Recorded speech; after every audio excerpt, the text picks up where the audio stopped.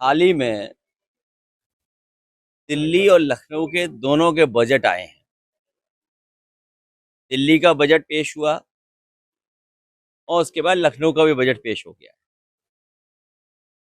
पूरे आंकड़े अगर देखते हैं बजट के हम लोग, तो जूता उद्योग अपने लिए राहत मांगते मांगते जूते घिस लिया। जूता उद्योग अपने लिए राहत मांगते मांगते अपने जूते घिसवा चुका है। और इस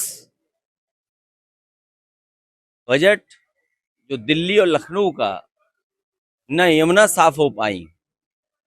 जो यमुना सफाई के लिए सपना दिखाया गया था, यमुना भी वैसी की वैसी दिखाई दे रही है। ये शहर वो है, आप में से बहुत पुराने जर्नलिस्ट हैं यहाँ पर, याद होगा कभी किसी ने सपना दिखाया था कि केवल टूरिज्म ट्रिलियन इकोनॉमी तक पहुंचा दिया जाएगा। ये शहर वो है जो ट्रिलियन इकोनॉमी का टूरिज्म दे सकता है, और स्मार्ट सिटी में भी इसका नाम आता है। अभी जहां आपसे पहले मैं होकर के आया हूं, वो एक सैंपल रोड है, पूरी उखड़ी पड़ी है, नाले खुले पड़े हैं, पूरा शहर जाम से फंसा हुआ है, गंदगी है।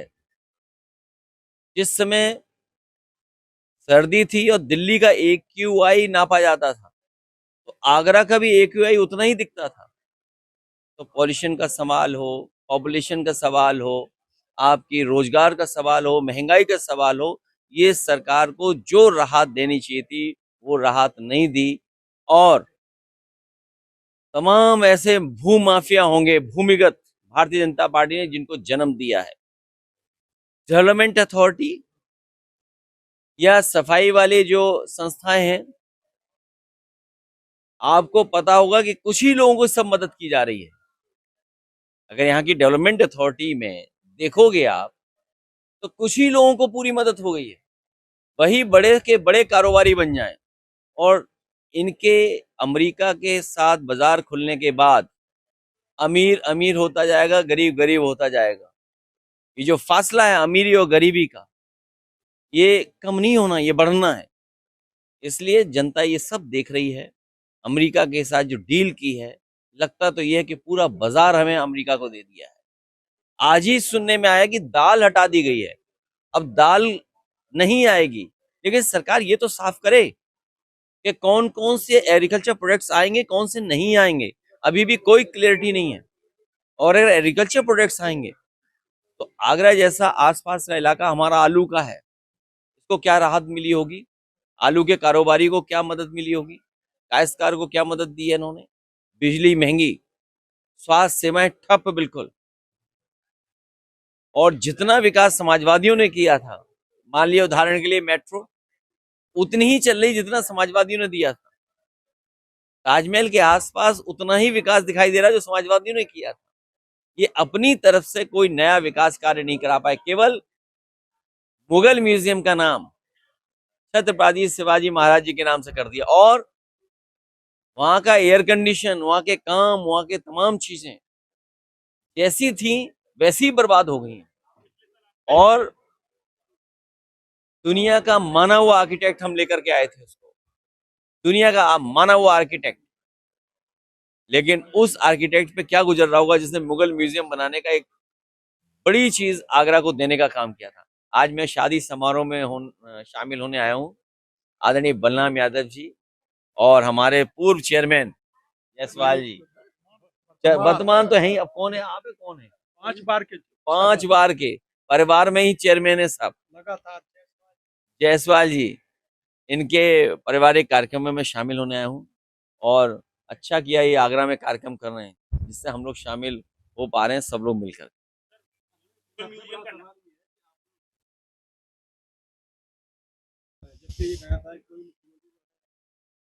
देखिए प्राइमरी एजुकेशन का बजट 80,000 करोड़, सेकेंडरी एजुकेशन का बजट 22,000 करोड़। सोचिए 1 लाख करोड़ बजट है शिक्षा पर, 1 लाख करोड़ बजट केवल 2 विभागों का मिलाकर के। और 10 साल में बताइए क्या कहाँ पहुंचा दिया लोगों को, स्कूल बंद कर दिए, और जो गुणवत्ता होनी चाहिए, क्वालिटी ऑफ एजुकेशन, वो बर्बाद कर दी। और अगर शिक्षा विभाग हमारे दोनों प्राइमरी सेकेंडरी पॉलिटेक्निक आईटीआई इन सब को अच्छा चलाया गया होता तो आपको स्किल डेवलपमेंट के प्रोग्राम नहीं चलाने पड़ते। और जो स्किल डेवलपमेंट के प्रोग्राम थे वो सब के सब बंद हो गए। और स्किल डेवलपमेंट प्रोग्राम का प्रचार में तो इन्होंने हजारों करोड़ रुपए खर्च किया, लेकिन स्किल से नौकरी मिल जाए वो काम नहीं किया इन्होंने।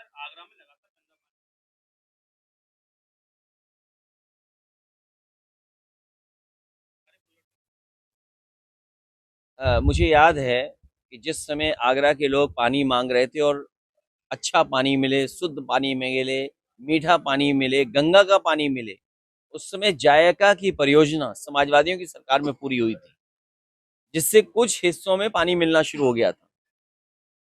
स्मार्ट सिटी के नाम पर पैसा तो ले लिया, लेकिन स्मार्ट सिटी के नाम पर शुद्ध पानी भी नहीं दे पा रहे हैं, पीने लायक पानी नहीं दे पा रहे हैं। और इंदौर का तो हमने आपने देखा है, वो भी स्मार्ट सिटी है।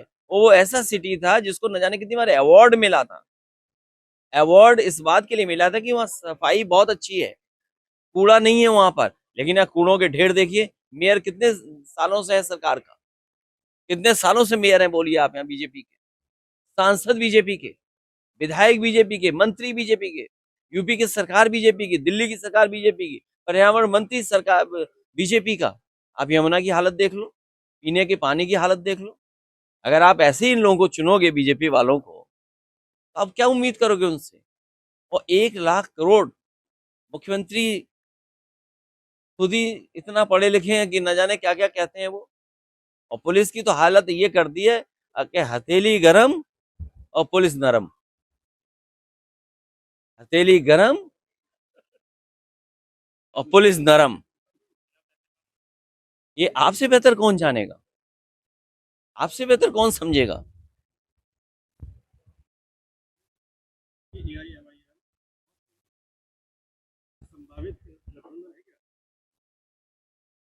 तो जो हमारा पीडीए का गठबंधन है, और मुझे खुशी है इस बात की कि उत्तर प्रदेश की जनता ने पीडीए को और पीडीए के साथ जुड़ करके भारतीय जनता पार्टी को हरा दिया।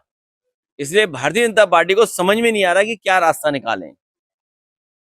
वो हमेशा डिवाइड एंड रूल जो अंग्रेज बता के गए हमें, अंग्रेज जिन्हें डिवाइड एंड रूल का फार्मूला का सबसे मुखिया माना जाता था, उसी डिवाइड एंड रूल पर ये भारतीय जनता पार्टी काम कर रही है। लेकिन उत्तर प्रदेश की जनता समाजवादी विचारधारा, सोशलिज्म, सेकुलरिज्म, उसके रास्ते पे चल करके भारतीय जनता पार्टी को हराने जा रही है।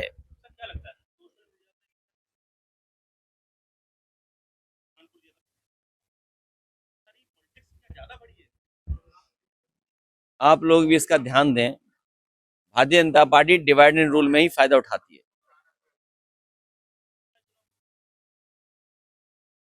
फॉर्म 7 हमारे अध्यक्ष जी जानते होंगे, फॉर्म 7 की बेईमानी चल रही है।